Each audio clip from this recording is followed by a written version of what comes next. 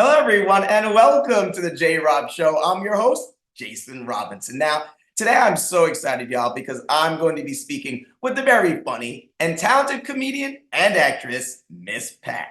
We're going to speak to her about the premiere of the fourth season of her very own show, The Miss Pat Show, premiering on BET Plus on May 23rd. Also, we're going to speak about her very own courtroom series, Miss Pat Settles It. Now, that is on the second season on BET.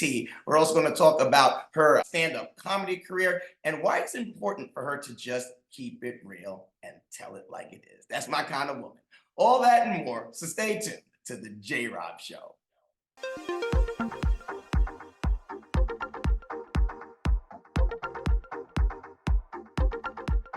This is a real grown-ass comedy. Who's this dude on the voiceover? Cut his mic and play my damn theme song. She's a grown-ass woman, and she don't... Is that the way you treat somebody you ain't seen since UPN was an underpaid Negro network?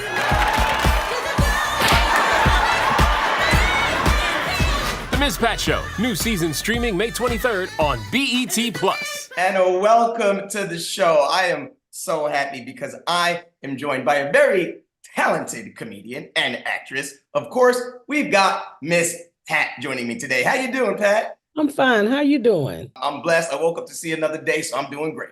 You know? I know that's right. Stiff as my knees been. Now, I hear you. I hear you. Well, I am a little upset, though, because I know you're from Indiana. I don't know if No, I'm you not. I'm from Atlanta. Well, you're from Atlanta, but don't you live in Indiana now? No, I'm back in Atlanta now. Oh, you're back in Atlanta. Oh, okay.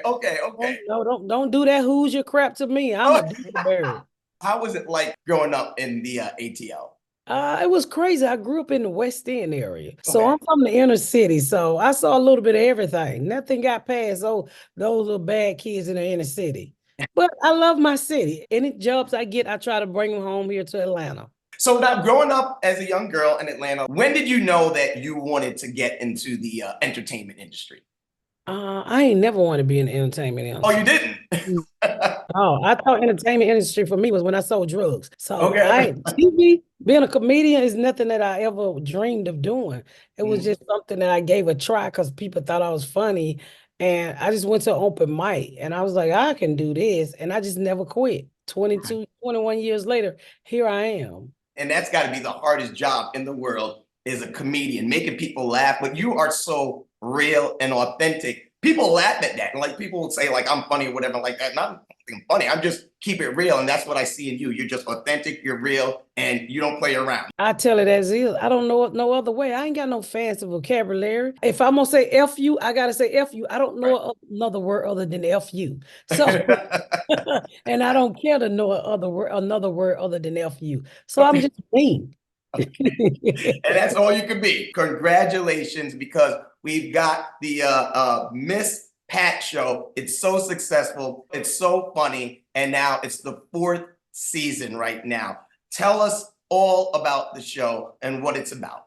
It is a crazy ride. If you've seen 1, 2, and 3 and thought they was funny, I think this is our best season. But I think we say this every year. I mean, we really pushed the envelope on real things. We talked about mental health, racism.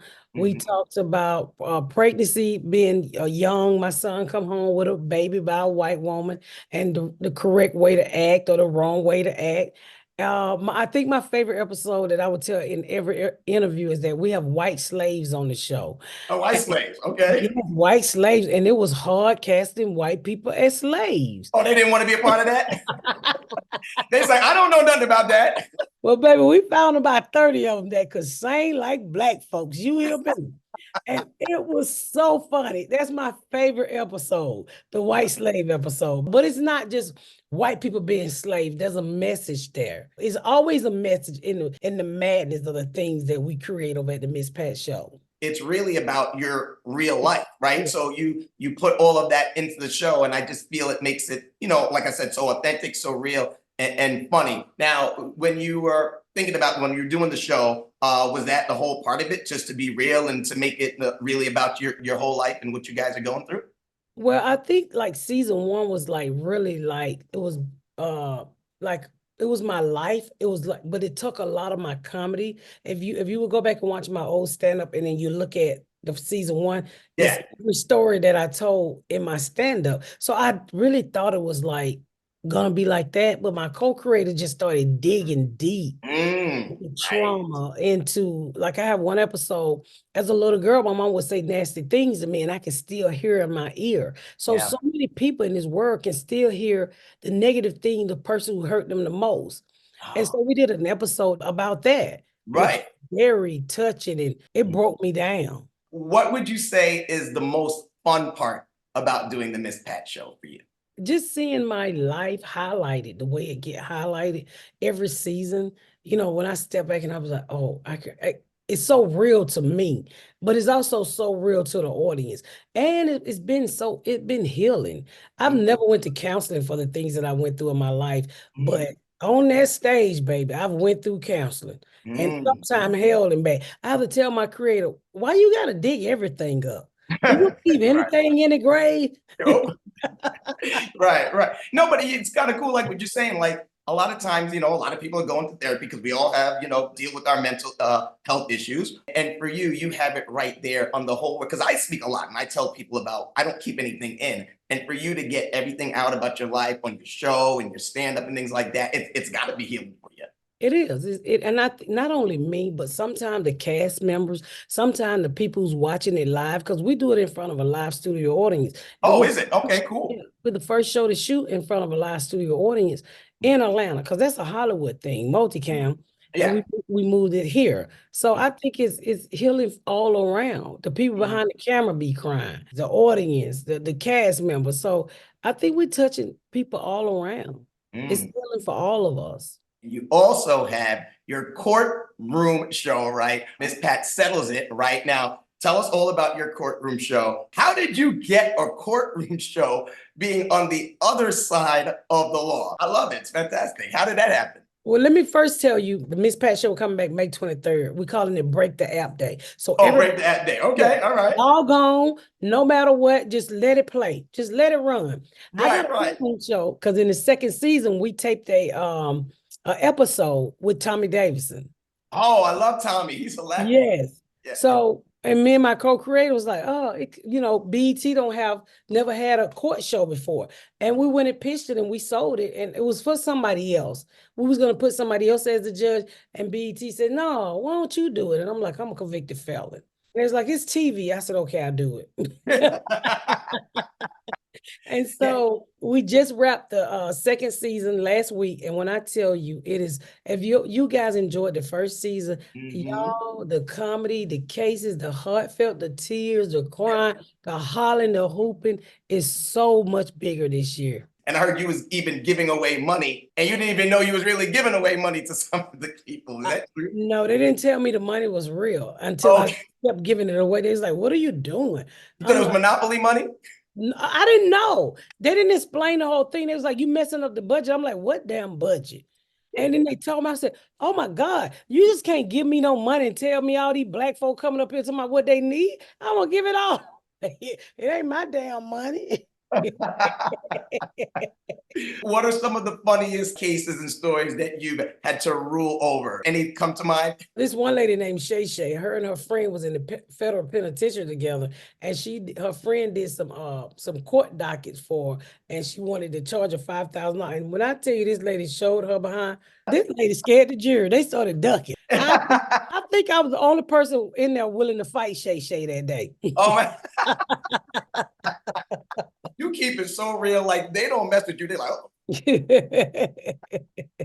You also have your a stand-up tour. What's that called?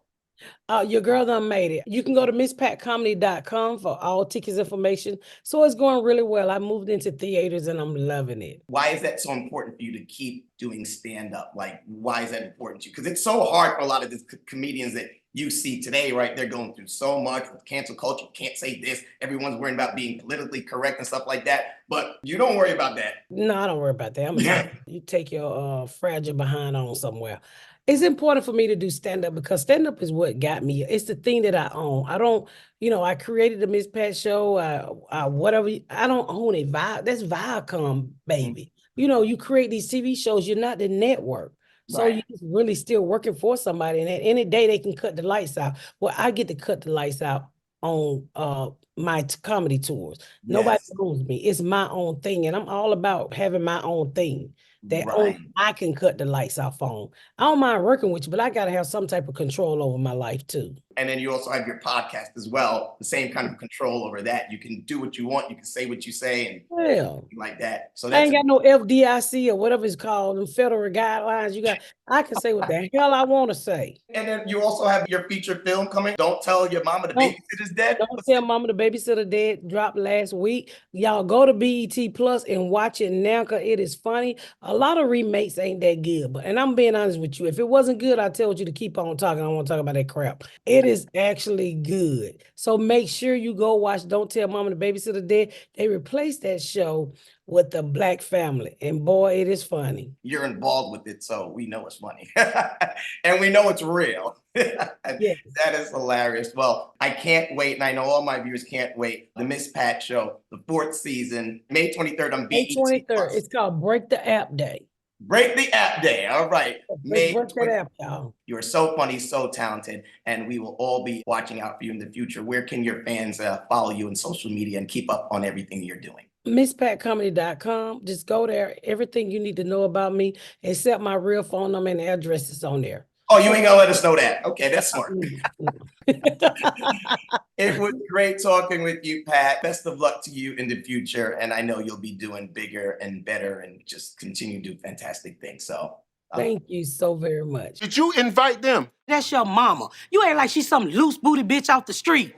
Well, her booty is loose, but Hi, I'm Miss Pat, and you're watching The J. Rob Show.